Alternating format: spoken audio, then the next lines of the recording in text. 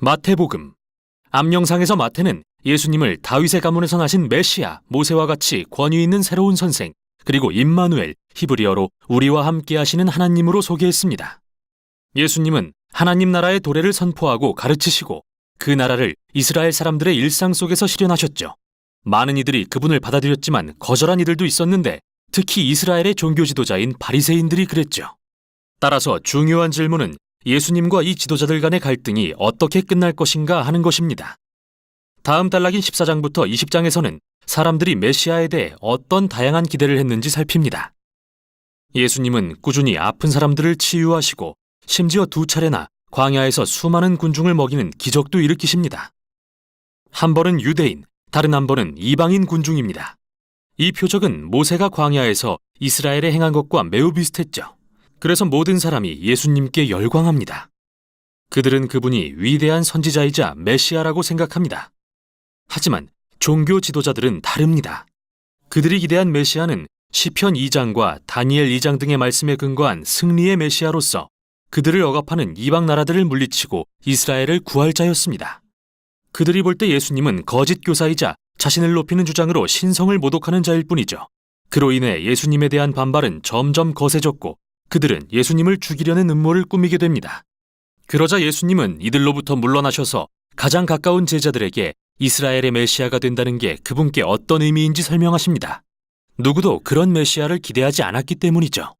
16장에서 예수님은 그들에게 물으십니다. 너희는 나를 누구라 하느냐? 베드로가 옳은 대답을 하는 것처럼 보입니다. 주님은 메시아이시며 살아계신 하나님의 아들이십니다. 그러나 베드로가 생각한 것은 군사적 승리를 통해 다스릴 왕이었다는 게 곧 밝혀집니다. 예수님은 베드로에게 이렇게 도전하십니다. 그래, 나는 왕이 될 것이다. 그러나 그 방법은 다를 것이다. 그리고 이사야가 예언한 주제에 관해 가르치기 시작하십니다. 그는 메시아 왕이 자기 백성의 죄로 인해 고난받고 죽을 거라고 했는데 예수님은 자신이 바로 그 메시아 왕으로서 종이 되어 다스리는 왕, 이스라엘과 열방을 위해 기꺼이 생명을 버리는 왕임을 가리키신 것입니다. 그러나 베드로와 제자들은 이를 깨닫지 못하죠. 이에 예수님은 4번째 가르침을 시작하시고 1년의 가르침을 더 전하십니다. 이들은 모두 거꾸로 된 메시아 예수의 나라, 우리의 모든 가치체계가 전복되는 그곳의 본질에 대한 가르침입니다. 종되신 왕의 공동체에서는 남을 섬김으로써 명예를 얻고 원수에게 복수하는 대신 용서하고 선을 베풉니다. 또한 예수님의 나라에서는 가난한 자에게 자신의 부를 나눔으로써 진정한 부를 얻습니다. 종되신 메시아를 따르려면 여러분 자신이 종이 되어야 합니다. 다음 단락에서는 두 나라, 즉 예수님의 나라와 이스라엘 지도자들의 나라가 충돌하는 걸 보게 됩니다. 예수님이 유월절에 나귀를 타고 예루살렘에 입성하시자 군중들은 그분을 메시아라 부르며 환영합니다. 그 후 예수님은 곧장 성전뜰로 들어가시더니 날마다 드리는 제사를 중단시킬 정도로 큰 혼란을 일으키십니다. 지금 예수님은 말보다 행동으로 더 크게 말씀하십니다. 성전, 곧 하나님과 이스라엘이 만나는 그 장소에서 예수님은 이스라엘의 왕으로서 자신의 권위를 주장하시는 것입니다. 예수님은 성전이 이스라엘 지도자들의 위선으로 더럽혀지고 있다고 보시고 그들의 권위에 도전하신 것입니다. 당연히 심한 모욕을 느낀 그들은 공개적인 논쟁에서 예수님을 함정에 빠뜨려 망신을 주려 하지만 실패하죠. 결국 그들은 예수님을 죽이기로 결정합니다. 이에 대하여 예수님은 마지막 가르침을 전하십니다.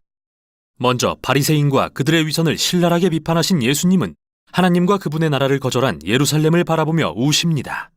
그 후 예수님은 제자들과 함께 물러나 곧 일어날 일들에 대해 그들에게 말씀하기 시작하십니다.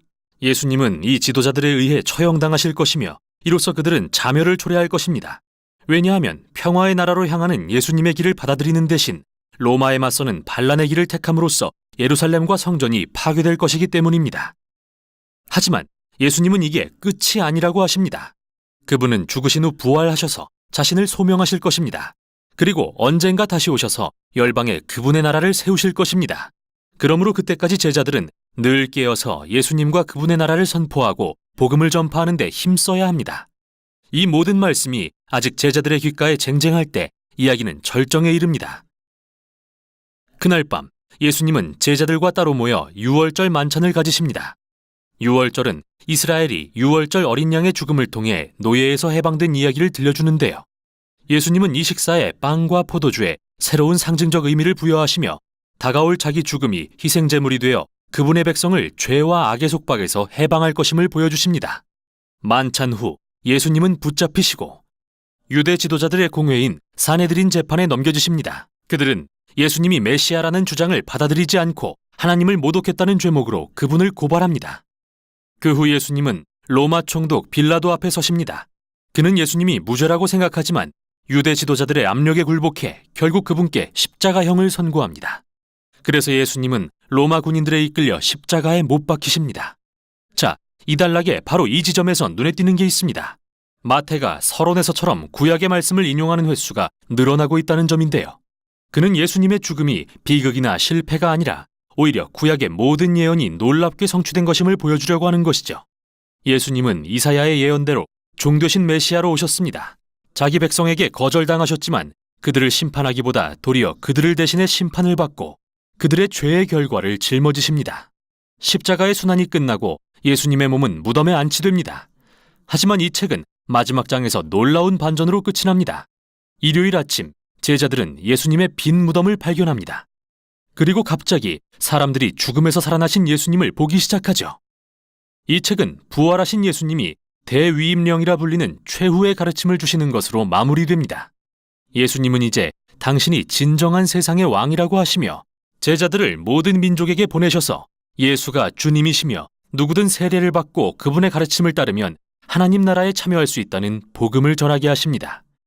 그리고 맨 첫 장에 나온 그분의 이름 임마누엘을 다시 선포하듯 이 책에서 예수님이 제자들에게 하시는 마지막 말씀은 내가 너희와 함께 있으리라 인데요. 이건 마침내 다시 오실 그날까지 우리와 함께 하시겠다는 예수님의 약속입니다. 이게 바로 마태복음이 전하는 내용입니다.